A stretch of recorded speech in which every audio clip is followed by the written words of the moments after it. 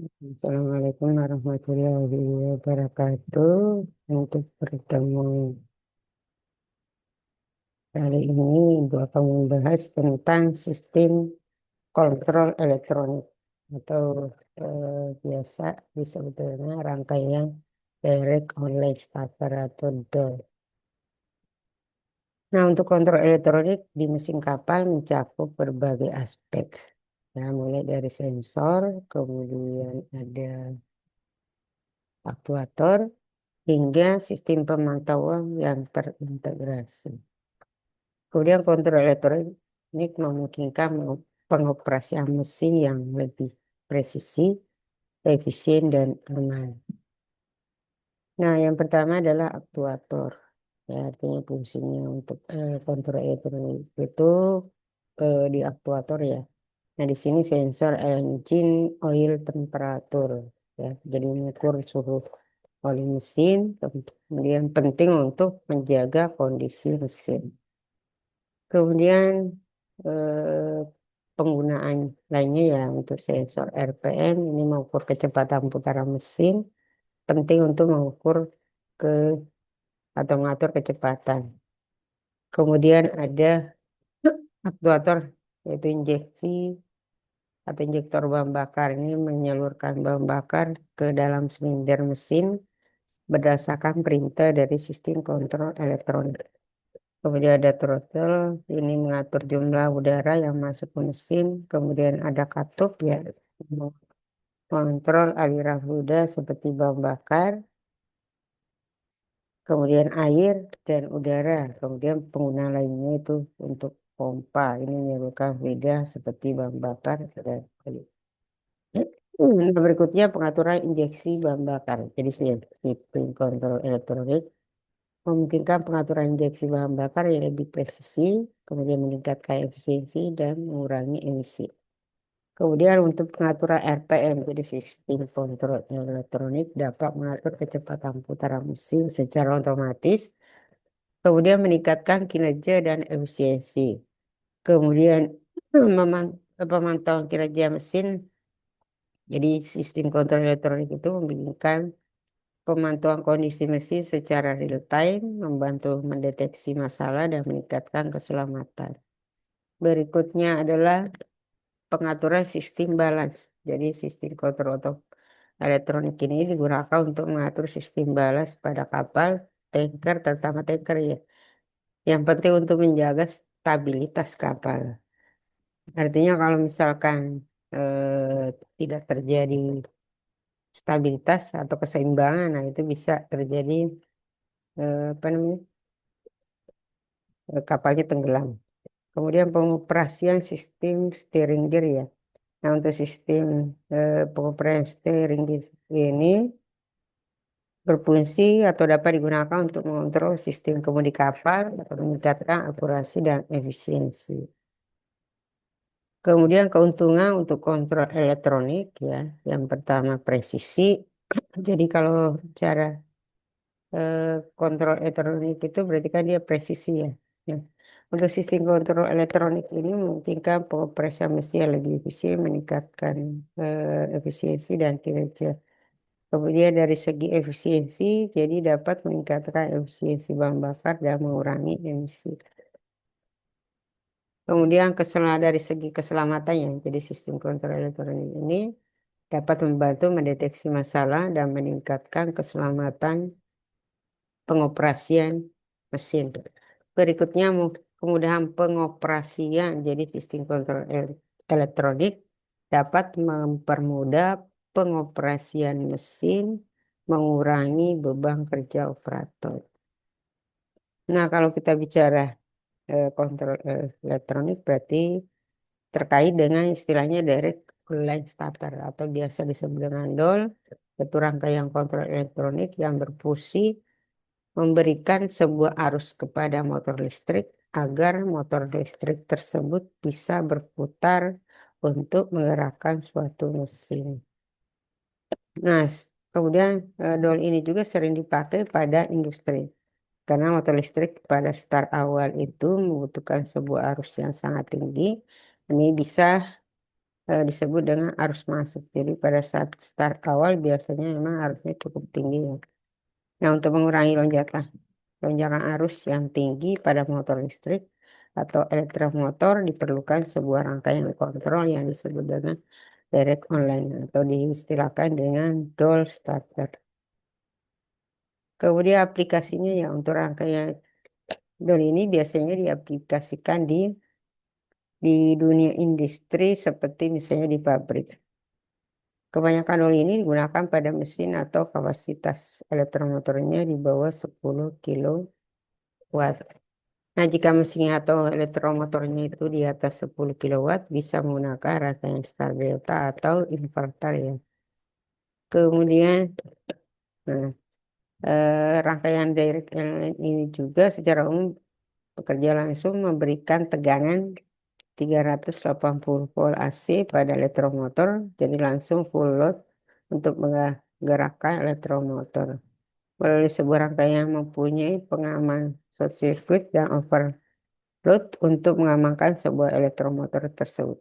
Jadi untuk sambungan yang disarankan adalah delta, tapi tergantung juga ke elektromotornya. Ada juga yang menggunakan bintang ya.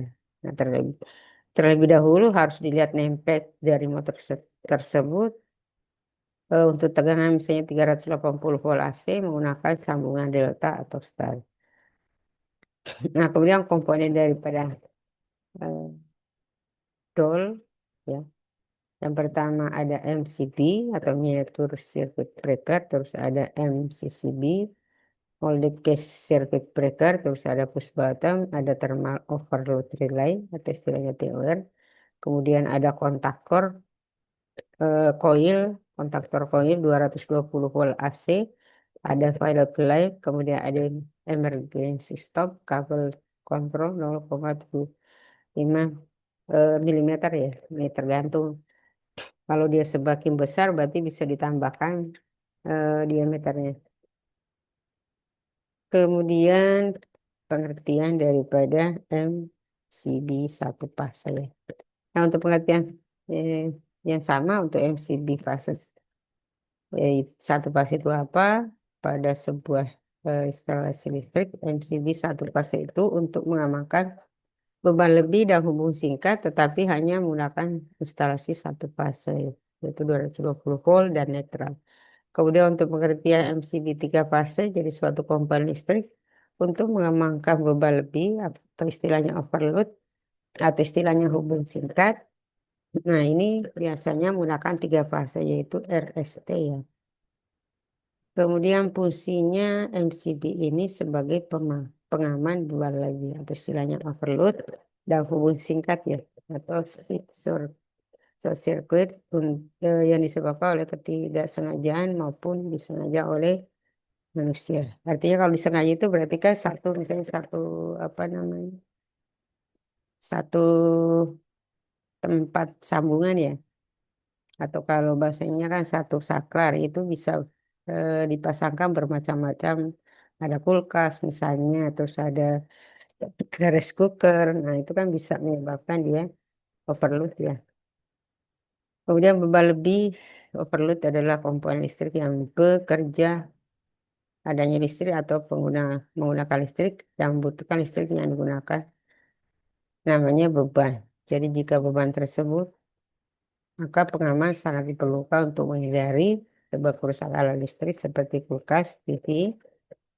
Nah, ini biasanya menyebabkan timbulnya bunga api jika tidak diputus aliran listriknya. Kemudian, nah misalnya ada contohnya di sini jika mempunyai sebuah kulkas dengan rating ampernya itu adalah 1 sampai 4 ampere, 4 menunjukkan batas maksimum arus yang bisa dikonsumsi. Nah, jika lebih dari 4 ampere maka kulkas bisa rusak. Dari sini harus memasang MCB yang rating ampernya itu 1 ya, itu 4 ampere untuk lebih amannya. Oke. Nah, kemudian MCB bekerja saat terjadi beban lebih atau istilahnya overload. Nah, terdapat bimetal dengan prinsip kerjanya jika suhu pada bimetal semakin panas, maka bimetal yang sudah disetting dengan suhu tertentu akan lepas.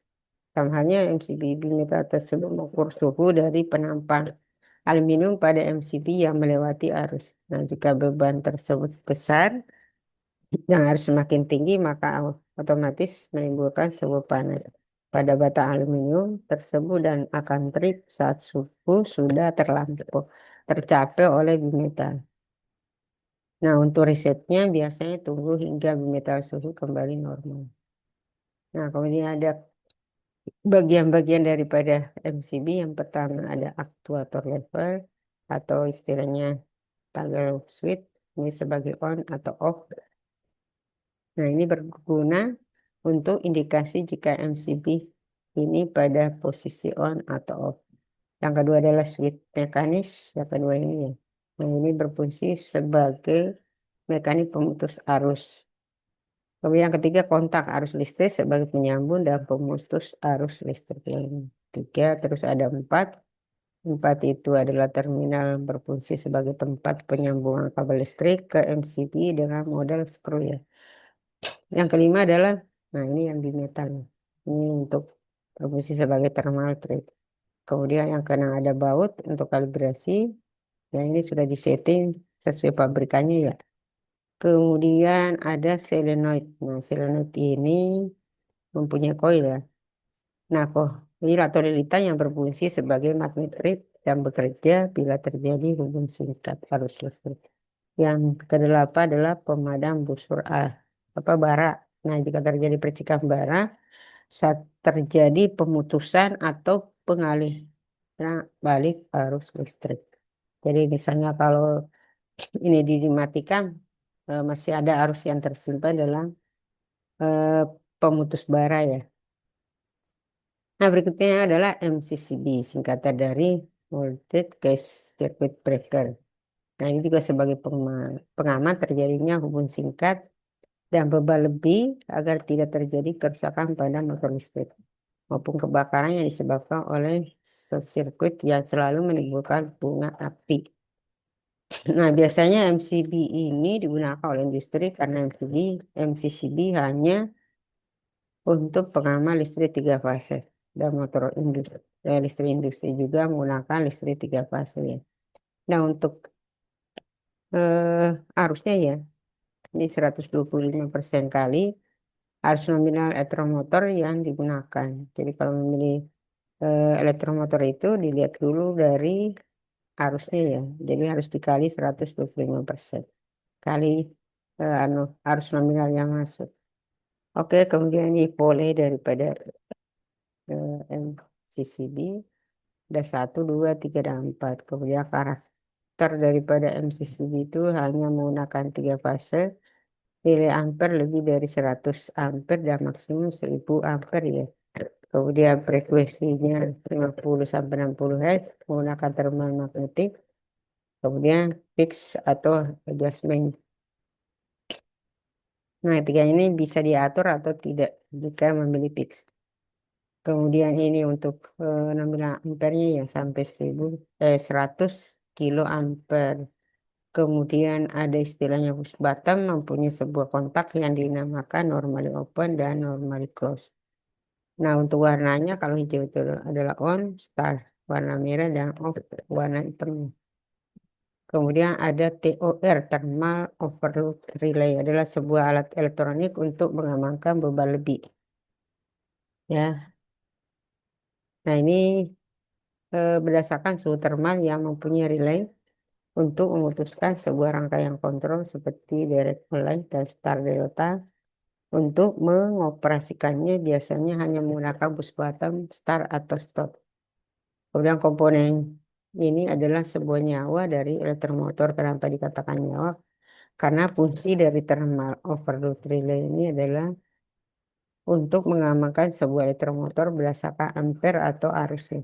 Nah, jika elektromotor melebihi arus yang sudah ditetapkan, maka template elektromotor tersebut bisa kebakar. Ya. Nah, untuk prinsipnya, ya, jadi teori ini bekerja saat suhu pada dalam teori tersebut terpenuhi.